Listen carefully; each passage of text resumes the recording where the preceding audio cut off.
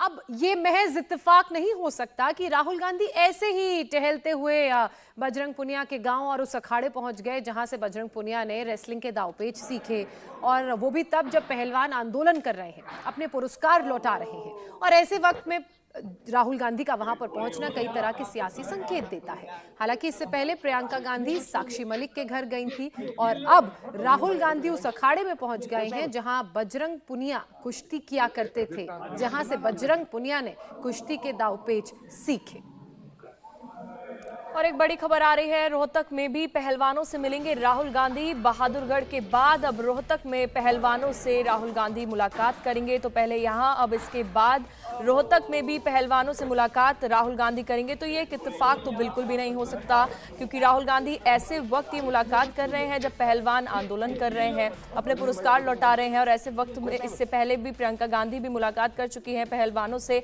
हमारे सहयोगी कुमार सोनू ज्यादा जानकारी के लिए जुड़ गए हैं। कुमार सोनू, जिस तरीके से एक के बाद एक पहलवानों से मुलाकात हो रही है, पहले प्रियंका गांधी, अब राहुल गांधी, क्या लगता है किस तरफ संदेश जा रहा है?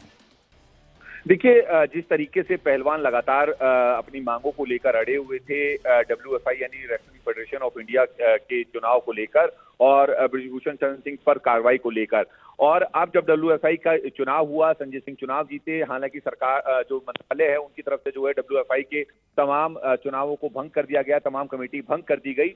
लेकिन अब राहुल गांधी जो है वो बहादुरगढ़ के छारा गांव है, वहां पर वो पहुंचे हैं। दीपक का गांव है, ये पहलवान है दीपक, पहलवान दीपक और बजरंग पुनिया दोनों एक साथ, वीरेंद्र आर्या पहलवान जो अखाड़ा है वहां से उन्होंने प्रैक्टिस शुरू की थी, और वहां पर वो पहुंचे, उनसे पहलवानी के गुर तो सीखे ही, लेकिन जो पूरा ये मुद्दा है उसको लेकर भी जो है गंभीरता से बातचीत हुई है दोनों पक्षों के बीच में। हालांकि पहलवानों का ये कहना है कि उनके हाथ में ज्यादा कुछ नहीं है, लेकिन उन्होंने उनकी बात को, उनकी परेशानियों को बहुत ध्यान से सुना।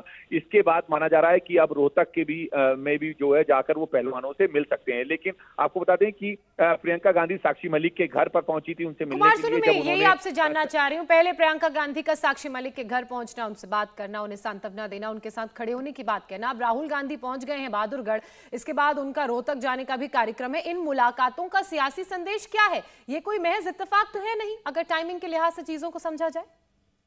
देखिए, 2024 का चुनाव है और ऐसे में कांग्रेस पार्टी किसी भी मुद्दे को जो है भुनाने से पीछे हटना नहीं चाहती, तो लिहाजा ये भी एक बड़ा मुद्दा है। और राहुल गांधी इससे पहले भी जब भी कोई भी मुद्दा जो है गरमाता है राजनीति में, तो उससे संबंधित पक्ष से मिलने के लिए इसी तरीके से सुबह सुबह जो है अपने काफिले के साथ निकल जाते हैं। तो सुबह तकरीबन 6:15 बजे के करीब पहुंचे थे, और ये मुलाकात कोई अचानक पहुंचकर उनसे जो है अखाड़े में पहलवानी के गुर सीखने के लिए नहीं की गई। ये पूरा एक राजनीतिक मुद्दा बन चुका है, और राहुल गांधी ने उनकी तमाम समस्याओं को सुना, उनसे पहलवानों से मिले, और कहीं ना कहीं एक राजनीतिक मैसेज देने की कोशिश की है कि जो कांग्रेस पार्टी है वो पहलवानों के साथ खड़ी हुई है, उनकी समस्याओं को लेकर, उनकी मांगों को लेकर।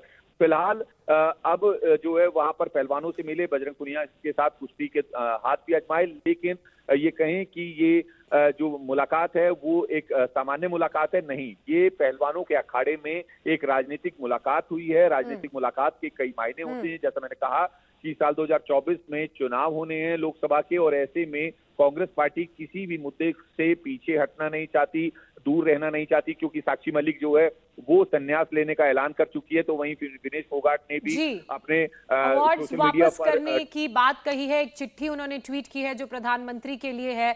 बहरहाल ये मुलाकात इस लिहाज से भी टाइमिंग को लेकर इस पर बात की जा रही है, क्योंकि सिर्फ मुलाकात नहीं हुई, सिर्फ दांवपेच नहीं आजमाए गए, बल्कि सियासी बातचीत भी हुई है। ये भी खबरें सामने आ रही हैं। कोच साहब ने खुद कहा कि कैसे जिस मुद्दे को लेकर पहलवान जंग लड़ रहे हैं, प्रदर्शन कर रहे हैं, उस पर भी बातचीत हुई।